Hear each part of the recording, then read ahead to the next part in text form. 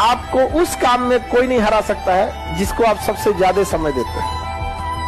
सफलता केवल समय मांगती है। Success directly proportional to time. Gay Lussac का नियम नहीं है, हमारा नियम याद रखो। जिस दिन आपको डर लगने लगेगा ना कि बहुत पढ़ना है, समझिए कि आप सफलता के रास्ते में। जिस दिन डर नहीं लगेगा ना आपको, अरे हो जाएगा मेरा, आप भी जाएंगे होलसेल में। क्योंकि सफलता इतना कठिन परिश्रम मांगती है कि अच्छा इंसान डर जाता है।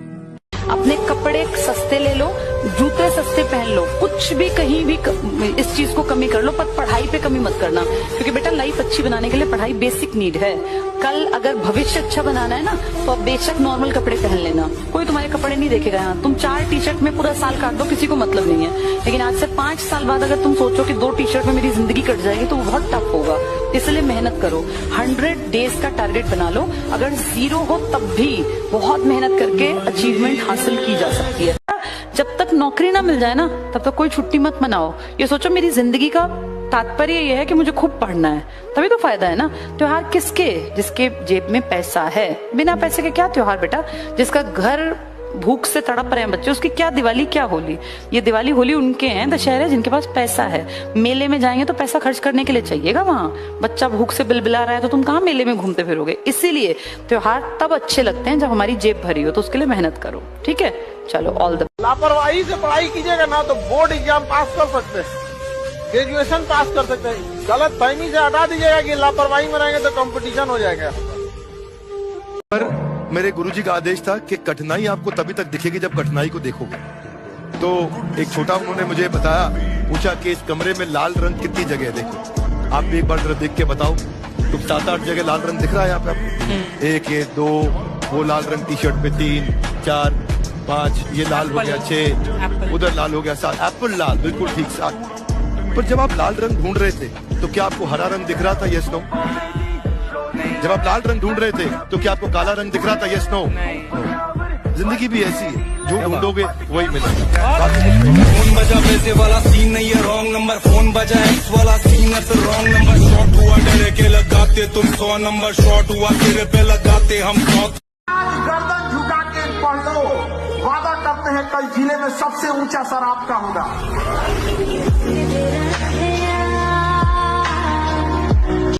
इस उम्र में आप जिस चीज से बहुत हंसते हैं ना, एक वक्त आएगा उन्हीं लम्हों को याद करके रोएंगे।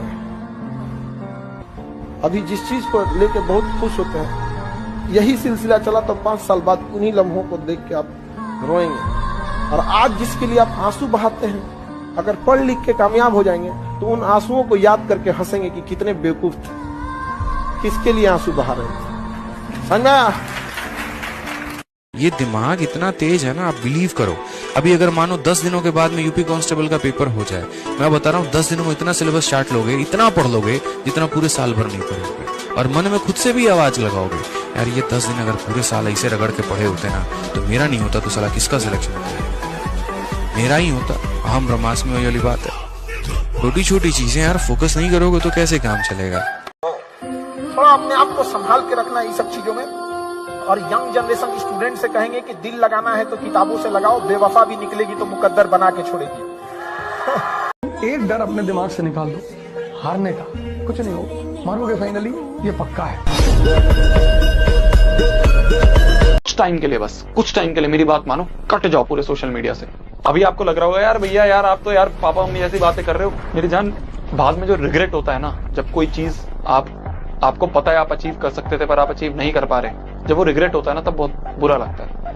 देखो कबीर, ऐसा दिन आए नहीं पढ़ने का मन कर रहा है, 5 पेज नहीं पढ़ सको तो 1 पेज पढ़ना, 10 आंसर्स नहीं लिख सकते तो 2 आंसर लिखना, 50 MCQs नहीं सोल्व कर सकते तो 10 करना, लेकिन रुकना नहीं है किसी भी कीमत पे। इसी कंसिस्टेंसी के साथ बस चलते रहना है, रुकना नहीं है।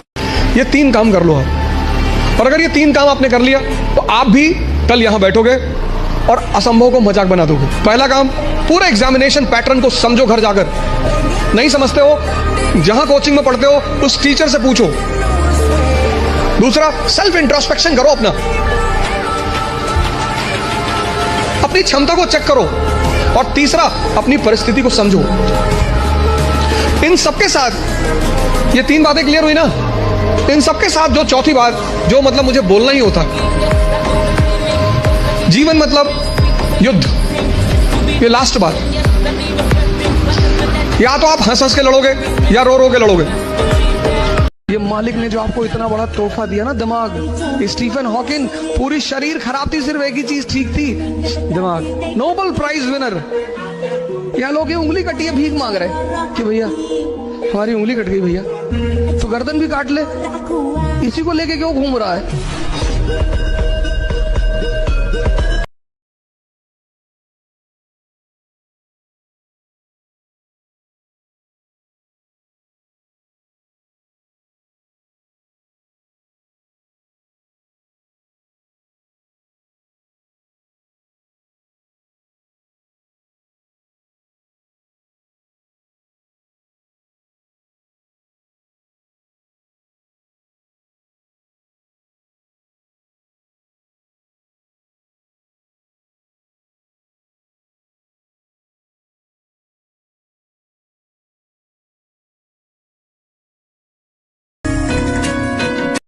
समाज होगा जो आपके माँ बाप पे हंसा होगा। सबका एक दिन आप लोग को हिसाब चुकाना है, लेकिन बोल के नहीं।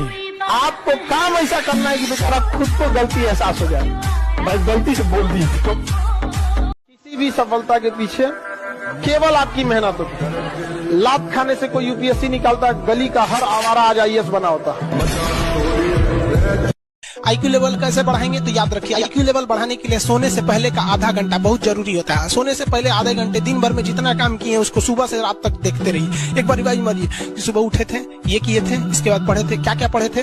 खान सर ये पढ़ाए थे, आप कहीं मैथ पढ़े होंगे, उसको सोचिए मैथ में क्या पढ़ाया गया था। खटाखट खटाखट आपको सोचना ही है ना, सोचने में कितना टाइम लगता है, खटाखट। तो अगर इसको रिवाइज करते रहेंगे, गिन के 42 दिन में आपका IQ लेवल तेज हो जाएगा। फिर आप कहेंगे कि सर जी हमरो भी नहीं किया, आपका याद हो गया। और अगर यही खत्म हो जाएगा तो क्या कहिएगा, आपका भी IQ लेवल। ये 5 महीने 6 महीने में सरकारी नौकरी की तैयारी नहीं होती है, पागल बनता है आदमी और कुछ नहीं होता है। आपको सिलेबस समझने में ही 7-8 महीने लग जाएंगे भाई ढंग से, चाहे वो मैथ का हो, इंग्लिश का हो, रीजनिंग का हो, GS का हो। तो इतना वक्त तो आपको लगना ही लगना है। अब इतना वक्त लगना है तो भाई जो मान के चल रहा है अच्छा कोई बात नहीं, मैं तो अभी फर्स्ट ईयर में हूँ, मेरे पास तो बहुत समय है।